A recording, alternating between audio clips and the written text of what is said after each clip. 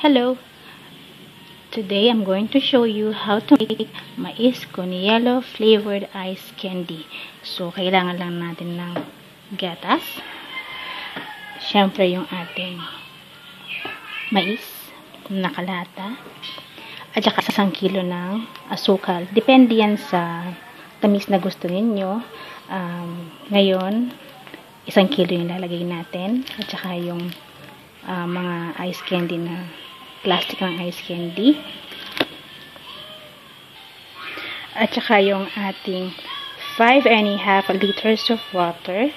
At merong yang kasamang 1 cup na cornstarch. Pinakuluan ko na. Kapag ganyan na yung kulay, okay na siya. At saka salt. Pinch of salt. So, gawa na tayo ng ice candy.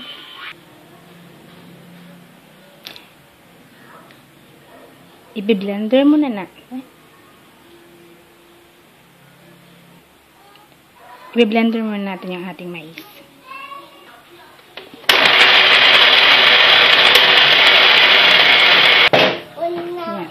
Pagkatapos pa-blender, isa-isahin na natin ilagay sa ating mixture.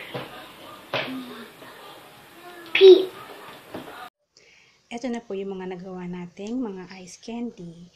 Kung nagustuhan ninyo at nakatulong po sa inyo ang video na to, paki-subscribe po at saka paki-like na din. At kung gusto po ninyo, paki-share na din para makatulong din ito sa mga ibang gusto mag-business din ng ice candy ngayong summer. Maraming salamat po.